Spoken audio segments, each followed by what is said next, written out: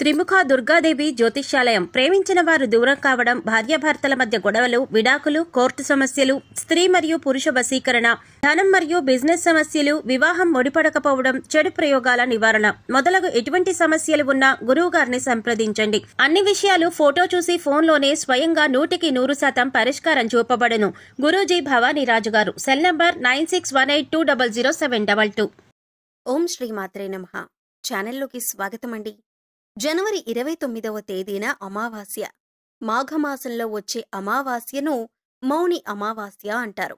అమావాస్య యొక్క ఇతర ఆచారాలతో పాటు ఈ అమావాస్య రోజున మౌనవ్రతాన్ని కూడా పాటిస్తారు.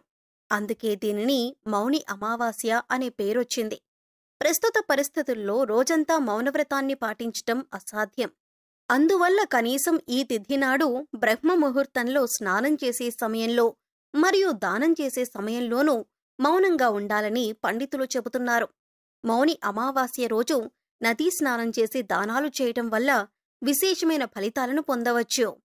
అయితే నదీ స్నానం చేయటానికి వీలు కాని వృషభరాశి వారు ఇంట్లో స్నానం చేసే నీటిలో ఇవి వేసుకుని స్నానం చేయటం వల్ల మీకున్న ఆర్థిక సమస్యలతో పాటు అనేక రకాల ఇబ్బందులు, నరదృష్టి, నరఘోష వంటివి తొలగిపోతాయి. అయితే స్నానం చేసే నీటిలో ఈ రాశివారు ఏది వేసుకుని స్నానం చేయాలి అనే అంశాలను ఇప్పుడు వివరంగా తెలుసుకుందాం. కానీ అంతకంటే ముందుగా మీరు కనుక ఇప్పటివరకు మన ఛానల్ని సబ్స్క్రైబ్ చేసుకోకపోతే సబ్స్క్రైబ్ చేసుకొని పక్కనే ఉన్న బెల్ ఐకాన్ నొక్కి ఆల్ సెలెక్ట్ చేసుకుంటే మేము ఇలాంటి వీడియోస్ అప్లోడ్ చేయగానే ముందుగా మీకు నోటిఫికేషన్ వస్తుంది. ఇక వివరాల్లోకి వెళ్ళిపోతే, ముందుగా అమావాస్య రోజు ఏ పనులు చేస్తే అదృష్టం కలిసొస్తుందో, ఏ పనులు చేస్తే దురదృష్టం కలుగుతుందో తెలుసుకుందాం. అమావాస్య చాలా శక్తివంతమైంది. అమావాస్య రోజు కొన్ని పనులు చేస్తే అదృష్టం బాగా కలిసొస్తుంది. అమావాస్య రోజు ఎవరైనా సరే సూర్యోదయానికి పూర్వమే తలస్నానం చెయ్యాలి. తలంటూ స్నానం చేయకూడదు. తలస్నానం అంటే కేవలం నీళ్లు తల మీద పోసుకుని తలస్నానం చేయాలి. ఈ తలస్నానం చేస్తే చాలా మంచిది. అమావాస్య రోజు మధ్యాహ్నం పూట నిద్రపోకూడదు. మధ్యాహ్నం పూట నిద్రపోతే దరిద్రం చుట్టుకుంటుంది. ఈ రోజు విశేషంగా లక్ష్మీ పూజ చెయ్యాలి. అమావాస్య రోజు చేసే లక్ష్మీ పూజను ఐశ్వర్య లక్ష్మీ పూజ అంటారు. ఈ పూజ చేయటం వల్ల ఆర్థిక సమస్యలన్నీ తొలగిపోతాయి. అమావాస్య సందర్భంగా అన్నదానం చేసినా, వస్త్రదానం చేసినా విశేషమైన శుభ ఫలితాలు కలుగుతాయి. అలాగే అమావాస్య సందర్భంగా ఎవరైనా సరే ఎడమకాలికి నల్లదారం కట్టుకుంటే చాలా మంచిది. అమావాస్య రోజు ఎడమకాలికి నల్లదారం కట్టుకుంటే ఎదుటివాళ్ల ఏడుపులేవి మీ మీద పనిచెయ్యవు. దిష్టి ఉండదు, నరపీడ ఉండదు, శత్రుబాధలు తొలగిపోతాయి. ఎడమకాలికి నల్లదారం అమావాస్య రోజు కట్టుకోవాలి. అలా కట్టుకున్నట్లయితే మీకున్నటువంటి దిష్టిదోషం మొత్తం తొలగింపజేసుకోవచ్చు. అలాగే అమావాస్య రోజు రాత్రిపూట భోజనం చేయకూడదు. ఉపవాసం ఉండాలి. కేవలం పళ్ళు, పాలు మాత్రమే ఆహారంగా స్వీకరిస్తే చాలా మంచిది. అలాగే అమావాస్య అంటే సూర్యుడికి చాలా ఇష్టమైన రోజు. అందుకే ఎవరైనా సరే అమావాస్య సందర్భంగా సూర్యుడికి అర్ఘ్యమిస్తే, అంటే సూర్యుడికి నీటిని సమర్పిస్తే జాతక దోషాలు తొలగిపోతాయి. అంటే రాగి చెంబులో నీళ్లు తీసుకుని ఆ నీళ్లల్లో ఎర్ర పుష్పం, చిటికెడు కుంకుమ పువ్వు, కొద్దిగా గంధం కలిపి తూర్పువైపు తిరిగి ఓం సవిత్రే నమః అంటూ 12 సార్లు జపించి సూర్య భగవానుడికి ఆర్ఘ్యమిచ్చినట్లయితే విశేషమైన ఫలితాలు కలుగుతాయి. అమావాస్య సూర్యనారాయణమూర్తి పుట్టినరోజు కాబట్టి సూర్యుడి అనుగ్రహం వల్ల సకల శుభాలు కలుగుతాయి. అలాగే పితృదోషాలు, పితృశాపాలు తొలగిపోవటానికి అమావాస్య రోజు ఒక ప్రత్యేకమైన విధి విధానం పాటించాలి. మీకు దగ్గరలో రావి చెట్టు ఉన్నట్లయితే రావి చెట్టు దగ్గరికి వెళ్లి రావి చెట్టు మొదట్లో ఆవాల నూనె అంటే మస్టర్డ్ ఆయిల్ ప్రమిదలో పోసి 8 ఒత్తులు విడిగా వేసి దీపాన్ని వెలిగించాలి.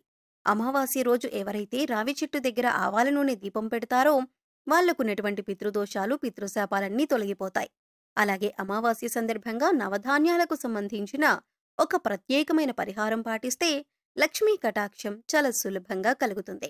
నవధాన్యాలు అమావాస్య రోజున నానబెట్టి వాటిని లక్ష్మీదేవికి నైవేద్యంగా సమర్పించి ఆ తరువాత ఆ నవధాన్యాలు ఎక్కడైనా పరిశుభ్రమైన ప్రదేశంలో చల్లాలి. కొన్ని రోజుల తర్వాత నవధాన్యాలకు మొలకలు వచ్చాక ఆ మొలకలు వచ్చిన నవధాన్యాలు గోవుకు ఆహారంగా తినిపించాలి. అమావాస్య రోజు నవధాన్యాల పరిహారం పాటించటం ద్వారా ఆర్థిక ఇబ్బందుల నుంచి సులభంగా బయటపడవచ్చు. అమావాస్య సందర్భంగా ఈ ప్రత్యేకమైన విధి విధానాలు పాటించండి. అమావాస్య రోజు కామ్యకర్మలేవీ చేయకూడదు. అంటే కోరిక కోరుకుని చేసేటటువంటి కార్యక్రమాలేవీ కూడా చేయకూడదు. ప్రధానంగా దానాలు చేయటం, నువ్వుల నీళ్ళల్లో వేసి దక్షిణ దిక్కుకు తిరిగి పితృదేవతలకు తర్పణాలివ్వటం, ఇలాంటివి చేస్తే పితృదోషాలు తొలగిపోతాయి. అమావాస్య రోజు అద్భుతమైన శుభ ఫలితాలు సిద్ధింపచేసుకోవచ్చు.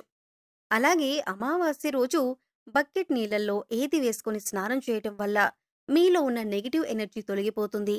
అలాగే ఈ పదార్థాలలో బకెట్ నీళ్ళలో ఎందుకు కలుపుకోవాలి అనే అంశాలను ఇప్పుడు తెలుసుకుందాం. ప్రతి ఒక్కరూ కూడా ఆ భగవంతుడి ఆశీస్సులు మాపై ఉండాలని, జీవితంలో గొప్పగా ఎదగాలని కోరుకుంటారు. మరి ఆ దిశగా అడుగులు వేసేందుకు తమ వంతుగా ప్రతిరోజు పూజ చేస్తూ ఉంటారు. పూజ చేసినప్పుడు ఫలితాలు వస్తాయా అంటే మనశ్శాంతి మాత్రం ఖచ్చితంగా వస్తుంది. ఫలితం వస్తుందా అంటే మాత్రం అది వారి పూర్వజన్మ కర్మ ఫలితం మీద కూడా ఆధారపడి ఉంటుంది. మరి అలాంటి కర్మ ఫలితాన్ని తగ్గించుకోవాలంటే ఏం చెయ్యాలి అనే సందేహం మీకు రావచ్చు. మనం ఏదైనా పని చేస్తున్నామంటే అది ఎందుకు చేస్తున్నాం అని తెలుసుకుని చేస్తే మాత్రం దానికి ఖచ్చితమైన ఫలితాలు దొరుకుతాయి. ఈ మాట సాక్షాత్తు వేద పండితులు చెబుతున్నారు. ఇంతటి విశేషమైన రోజున ఈ చిన్న పరిహారం చేసినట్లయితే కనుక లక్ష్మీ కటాక్షం కారణంగా దారిద్ర్య బాధలు తొలగిపోయి సిరి సంపదలు చేకూరుతాయి. చూడటానికి ఈ పరిహారాలు తేలిగ్గా అనిపించొచ్చు, కానీ వీటి ఫలితాలు మాత్రం చాలా గొప్పగా ఉంటాయి. ఇందుకోసం మీకు ముఖ్యంగా కావాల్సింది నమ్మకం. అలాగే ఈ పరిహారం మనకి పనిచేస్తుంది, కష్టాల నుంచి బయటపడేస్తుంది అనే విశ్వాసం. పరిహారంలో భాగంగా ముందు స్నానం చేసే నీటిలో ఏమేం కలుపుకుంటే మీకు లక్ష్మీదేవి అనుగ్రహంతో సిరి సంపదలు పొందుతారో చూద్దాం. అంతేకాదు వాటిని ఎందుకు కలుపుకోవాలి అనే విషయాన్ని కూడా తెలుసుకుందాం. ఈ సృష్టిలో ప్రతి ఒక్క పదార్థానికి కూడా ఒక ప్రత్యేకత ఉంటుంది. అంతేకాదు మనం కనుక మనసులో బలంగా సంకల్పించుకుంటే ఆ పదార్థంలో ఉన్న గుణం ప్రత్యేకమైన పదార్థాలతో చేర్చి ఉపయోగించటం వల్ల మన సంకల్పాన్ని భగవంతునికి చేరవేస్తుంది. కానీ ఈ పరిహారాలు తేలిగ్గా ఉన్నాయి కదా చేసేద్దాం అని చేయడం కాదు, మనస్ఫూర్తిగా నమ్మి చెయ్యాలి. అప్పుడే మీకు సత్ఫలితాలు వస్తాయి. ఇక ఇంతటి విశిష్టమైన అమావాస్య రోజు ఈ రాశివారు ఉదయాన్నే నిద్రలేచి చక్కగా స్నానం చేయండి.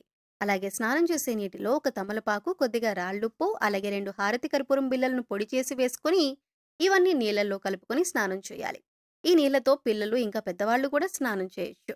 తమలపాకులు అంటే శుభసూచకం, అలాగే భగవంతుడికి ఎంతో ఇష్టం. అంతేకాకుండా ఈ పదార్థాలన్నీ కూడా మీలో పాజిటివ్ ఎనర్జీని పెంచుతాయి, మీ చుట్టూ ఉన్న నెగిటివ్ ఎనర్జీని తీసేస్తాయి. ఈ పదార్థాలను నీళ్లలో కలిపి స్నానం చేయటం వలన భగవంతుని అనుగ్రహాన్ని పొందుతారు. ఇక రెండో పదార్థం మనం నీళ్లలో కలిపింది రాళ్లుప్పు. ఈ రాళ్లుప్పు నీళ్లలో కలపటం వల్ల మనలో ఉన్నటువంటి నకారాత్మక శక్తి అనేది తొలగిపోతుంది, అంటే నెగిటివ్ ఎనర్జీ. వాస్తవానికి చెప్పాలంటే మనకు తెలియకుండా మన మీద ఒక రకమైనటువంటి నకారాత్మక శక్తి పనిచేస్తూ ఉంటుంది. ఇక ఇలాంటి నకారాత్మక శక్తి ఉన్నప్పుడు మనం చేసే పనుల్లో ఆటంకాలు రావటం, అలాగే ఆర్థికంగా కుంగిపోవటం, ఇలాంటివన్నీ చూస్తూ ఉంటాం. ఇక ఈ నకారాత్మక శక్తి నుంచి బయటపడటానికి చిన్న చిన్న పరిహారాలు చేసుకుంటే సరిపోతుంది. దాన్ని తొలగించుకోవటానికి రాళ్లుప్పు మనకు ఎంతగానో సహాయపడుతుంది.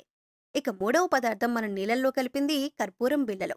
ఇలా 2 కర్పూరం బిళ్ళలను పొడి చేసి నీళ్లలో కలపటం వల్ల మనలో దైవభావం పెంపొందుతుంది.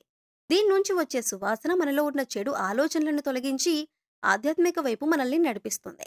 ఈ రోజున విష్ణుమూర్తిని వైద్య వీరరాఘవ స్వామిగా పూజిస్తారు. స్వామివారి దగ్గర దీపారాధన చేసి బియ్యపిండిలో బెల్లం, కొద్దిగా యాలకుల పొడి కలిపి పిండి దీపాన్ని వెలిగించి స్వామివారిని పూజించటం వల్ల అనేక రకాల అనారోగ్య సమస్యల నుంచి బయటపడతారు. సో చూశారు కదండి, జనవరి 29వ తేదీ మౌని అమావాస్య రోజున ఈ రాశివారు ఏ చిన్న పరిహారం చేయటం వల్ల వారి జీవితంలో ఉండే కష్టాలు, నష్టాలు అన్నీ తొలగిపోతాయి అనే అంశాలతో పాటుగా అమావాస్య రోజు స్నానం చేసే బకెట్ నీటిలో ఏది కలుపుకుని స్నానం చేయటం వలన నెగిటివ్ ఎనర్జీ తొలగిపోయి ఆర్థికంగా అభివృద్ధి చెందుతారు అనే అంశాలను ఈ వీడియోలో మనం వివరంగా తెలుసుకున్నాం కదా. ఈ వీడియో మీకు నచ్చినట్లయితే లైక్ చేయండి. అలాగే మీ ఫ్రెండ్స్ అండ్ ఫ్యామిలీ మెంబర్స్లో ఎవరైనా వృషభ రాశి వారు ఉన్నట్లయితే వారితో ఈ వీడియోను షేర్ చేసుకోవటం మర్చిపోకండి.